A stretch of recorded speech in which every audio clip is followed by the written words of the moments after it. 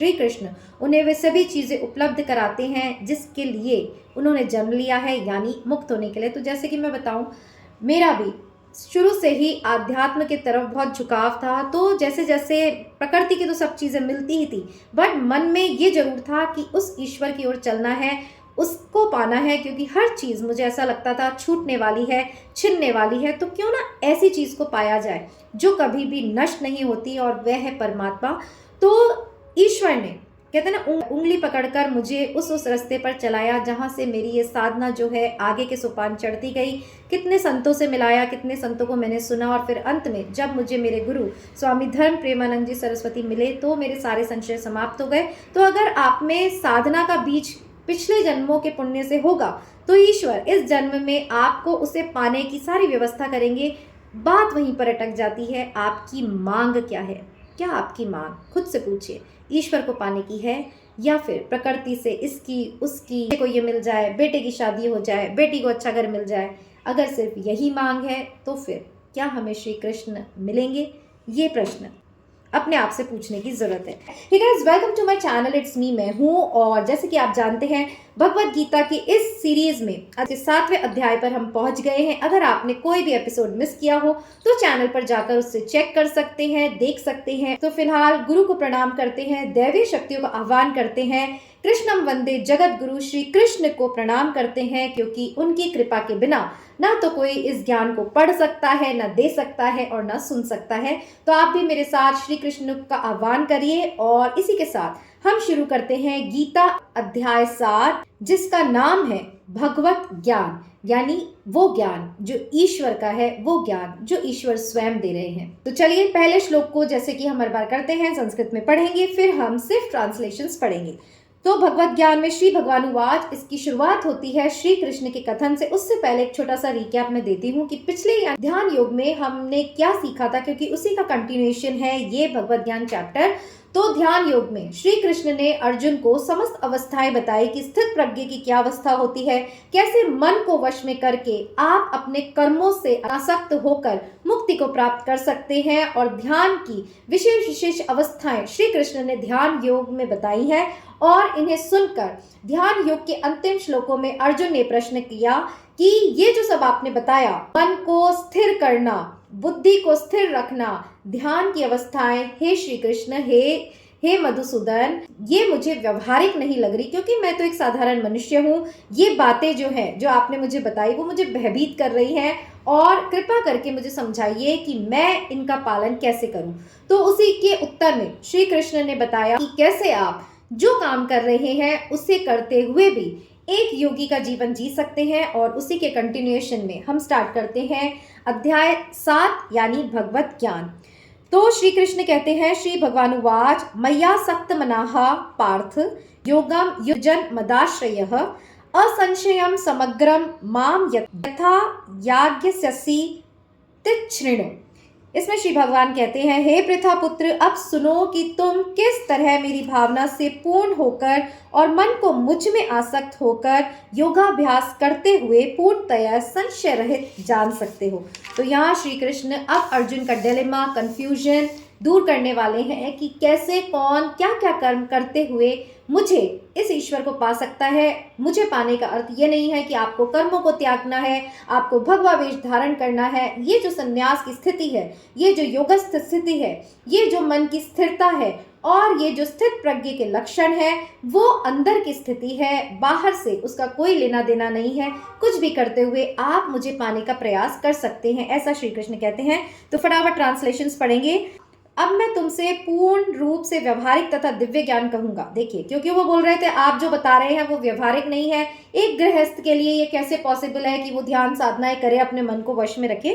तो अब श्री कृष्ण उसी का उत्तर दे रहे हैं, इसे जान लेने पर तुम्हें जानने के लिए और कुछ भी शेष नहीं रहेगा। कितनी बड़ी बात कही है कि अगर ये जो ज्ञान है वो जान लिया जाए तो उसके बाद कुछ भी जानना शेष नहीं रहता।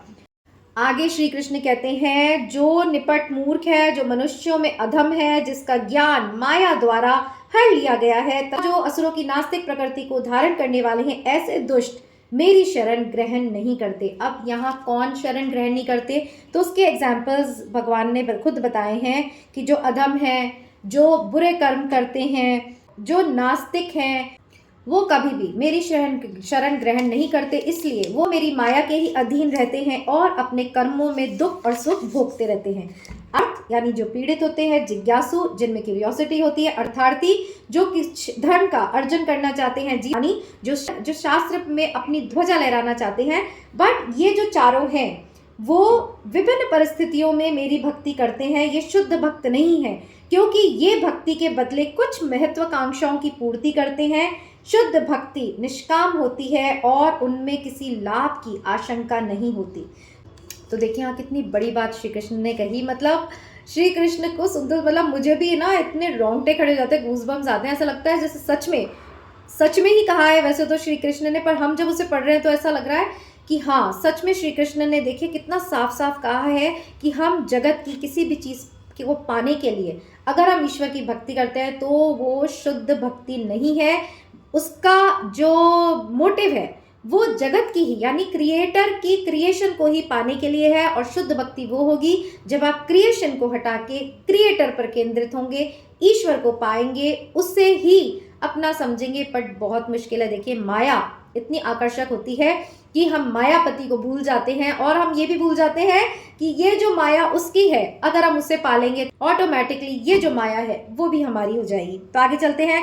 इनमें से जो परम ज्ञानी और शुद्ध भक्ति में लगा रहता है वह सर्वश्रेष्ठ है, क्योंकि मैं उसे अत्यंत प्रिय हूँ और वह मुझे प्रिय है। तो जैसे कि यहाँ कृष्ण ने कहा है, देखिए हम एग्जाम्पल से समझते हैं, हम किसी को प्रेम भी करते हैं, हम किसी से प्रेम कर रहे हैं, हम उसकी चिंता करते हैं, तो आप किसी को प्रेम करेंगे तो वो आपको प्रेम करेगा। बट आप किसी के धन से प्रेम करेंगे, आप किसी के घर से प्रेम करेंगे, उसकी सक्सेस से प्रेम करेंगे, इसीलिए आप अगर उसके साथ हैं तो फिर आपका प्रेम जो है वो शुद्ध नहीं है। बट अगर आप किसी व्यक्ति से प्रेम करते हैं, जैसा है उसे वैसे एक्सेप्ट करते हैं, तो वो आपका विशुद्ध प्रेम होता है। और ऐसा ही प्रेम ईश्वर के प्रति अगर है कि मुझे सुख मिले, दुख मिले, साधन मिले ना मिले, प्रकृति मिले ना मिले, सफलता मिले ना मिले, पर तू मुझे चाहिए किसी भी कीमत पर, किसी भी चीज़ को मैं एक्सेप्ट करने को तैयार नहीं हूँ, सिर्फ कृष्ण कृष्ण और कृष्ण। और यही है वो शुद्ध भक्ति जो आपको कृष्ण से ही नहीं मिलवाएगी, बल्कि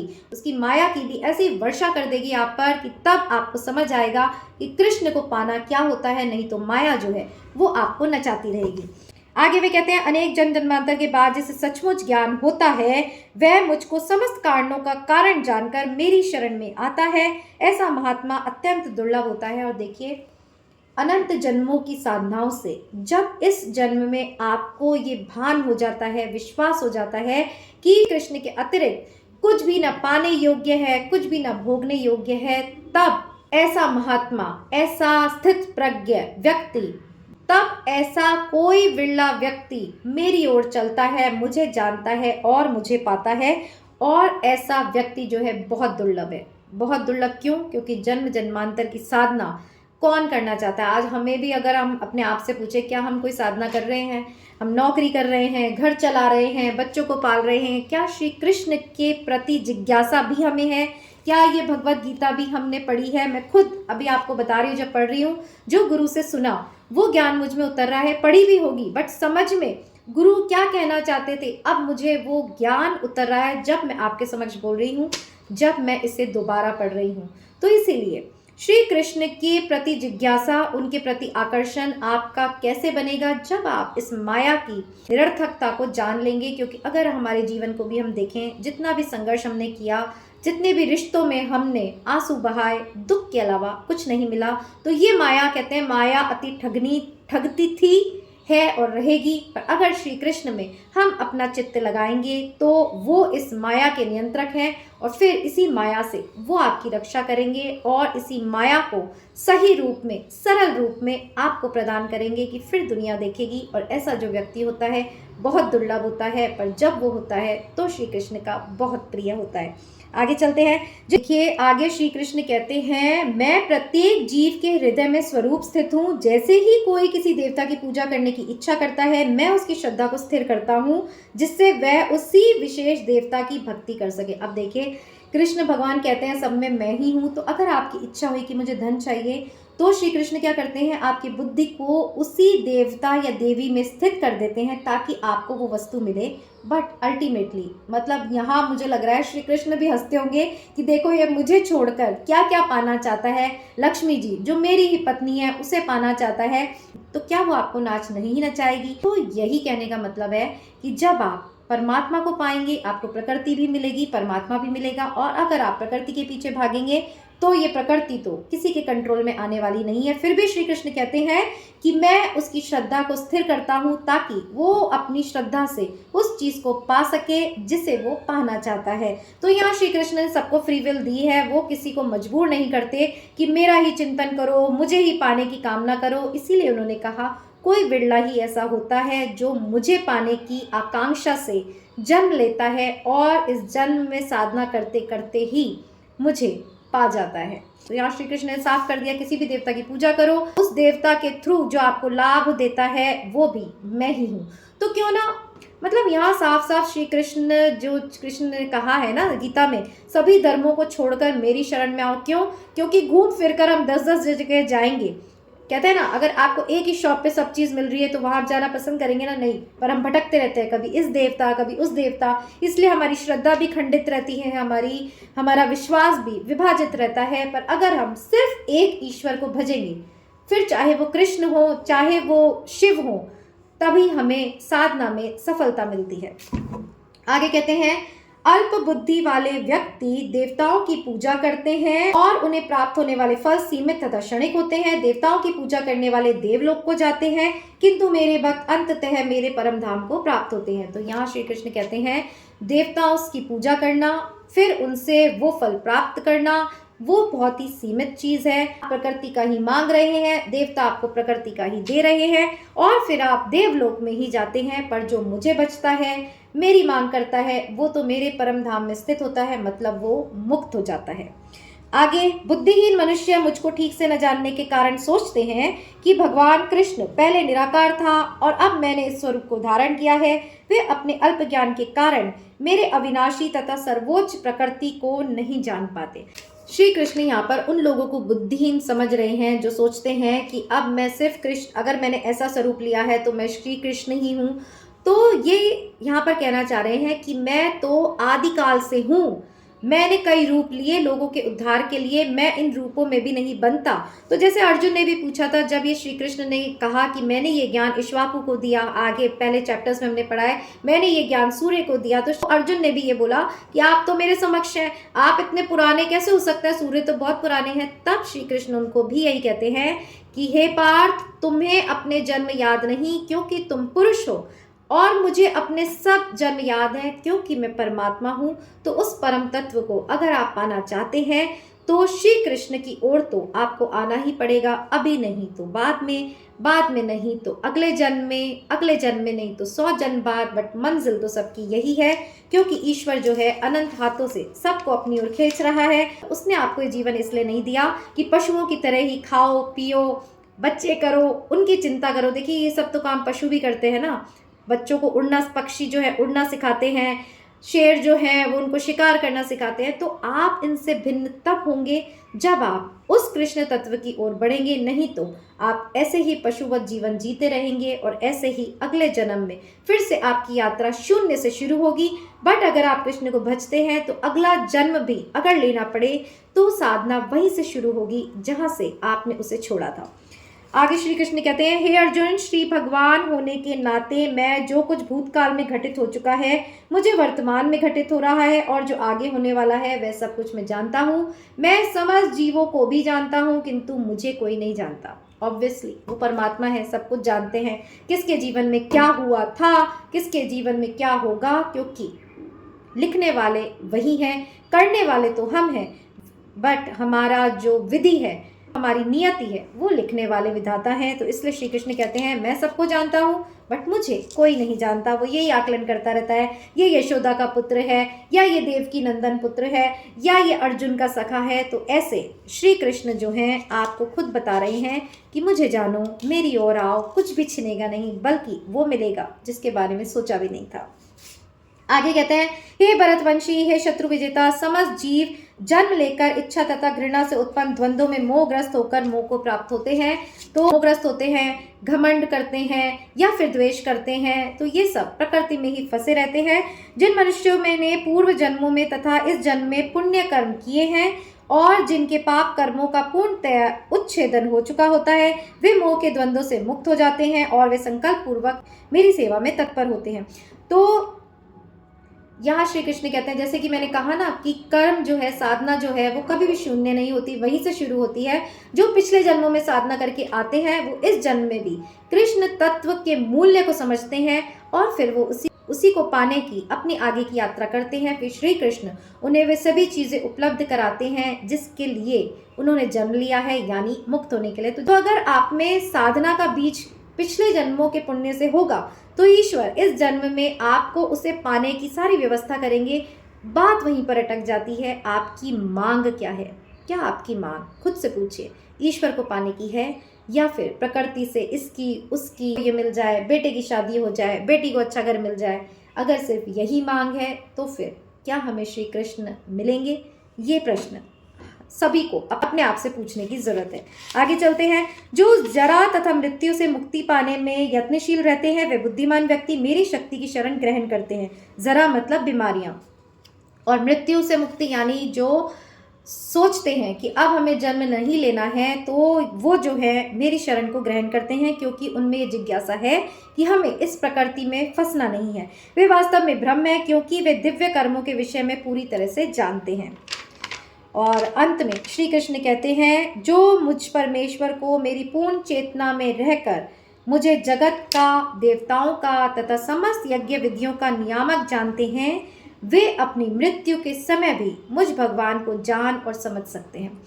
और कितनी बड़ी बात यह श्री कृष्ण ने कही कि जो व्यक्ति पूर्ण चेतना में रहकर, मतलब अवेयरनेस में रहकर, उसे ये 24 घंटे भान रहता है कि समस्त जगत में, समस्त देवताओं में, समस्त यज्ञों में, सभी में मैं हूँ, मेरे ही द्वारा सब संचालित है, वो मृत्यु के समय भी मुझ भगवान को जान और समझ सकता है। मतलब मृत्यु उसके लिए फिर मृत्यु नहीं रह जाती, वो उसके लिए मुक्ति का कारण बन जाती है। और यहाँ समाप्त होता है भगवत गीता का 7वां अध्याय, भगवत ज्ञान। और देखिए मेरा एक्सपीरियंस ये चैप्टर पढ़ने का, अभी देखिए मेरे हाथ एकदम ठंडे हो गए हैं, क्योंकि जब वो ज्ञान उतरता है तो मुझे भी नहीं पता होता है मैं क्या बोलूँगी। और ये जो श्री कृष्ण का ज्ञान मैं पढ़ रही हूँ और फिर उसे जो आपके समक्ष इसका विश्लेषण कर रही हूँ, कोई स्क्रिप्ट नहीं है, कोई चैट जीपीटी नहीं है, जैसे जैसे गुरु ने मुझे जब जब समझाया मुझे याद आता जा रहा है और मैं फ्लो में बोलती जा रही हूँ। और जब मैं उसकी एडिटिंग करती हूँ तब मैं भी सोचती हूँ कि क्या ये मैंने बोला,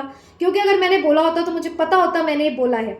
जी नहीं, जब आप उस ईश्वर का नाम लेकर उसकी कोई बात करने बैठते हैं तो जैसे कि मेरे गुरुजी कहते थे, वो ही आपको अपने कंट्रोल में रहकर आप में से अभिव्यक्त होता है उन लोगों के लिए जो लोग उसे जानना चाहते हैं, जो लोग उसकी ओर बढ़ना चाहते हैं। तो इसीलिए ये सीरीज मैंने चलाई ताकि हम हिंदुस्तानी होते हुए, श्री कृष्ण की भूमि पर जन्म लेते हुए, हमें इतना तो होना चाहिए कि भगवत गीता में हमारे लिए क्या लिखा है, क्यों दुख भोग रहे हैं, क्यों रिश्ते नातों में सुकून ढूंढ रहे हैं। कुछ नहीं टिकने वाला, कुछ नहीं जाने वाला, आप अकेले आए हैं, लेके जाएंगे तो सिर्फ और सिर्फ आपके कर्म और साधना। इसीलिए समझदारी इसमें है कि इस भगवत ज्ञान को अपने जीवन में उतारा जाए। और मैं आपको एक दावे के साथ कहती हूँ, जो कि मेरे गुरुजी मुझे कहते थे, उसकी ओर चलने वाले का कुछ चिंता नहीं है, बल्कि उसे इतना सर्वश्रेष्ठ दिया जाता है कि जब उसे वो मिलता है तो फिर दुनिया देखती है। ऐसा मैंने मेरे जीवन में होता देखा है। इसीलिए इतने विश्वास के साथ मैं श्री कृष्ण की बातें आपको बता पा रही हूँ। और ये पीड़ा भी होती है कि क्यों ऐसा ज्ञान होते हुए भी हम दुख भोग रहे हैं। इसीलिए ये सीरीज़ मैंने शुरू की। होप आपको आज का ये 7th चैप्टर ज़रूर पसंद आया होगा। और फिर एक नए अध्याय में मिलेंगे, अध्याय 8 में, इट्स मी, मैं हूँ पर। आपको अगर ये विश्लेषण पसंद आया हो तो उन लोगों तक ज़रूर शेयर करिएगा जिनका जीवन इसे सुनने से कृष्णमय बन सके। और ये तभी होगा जब कृष्ण की कृपा हम पर होगी। वीडियो भी तभी मिलेगा जब कृष्ण के प्रति कोई जिज्ञासा आप में होगी। और इसी बात से मैं मेरी वाणी को विराम देती हूँ। जय श्री कृष्ण।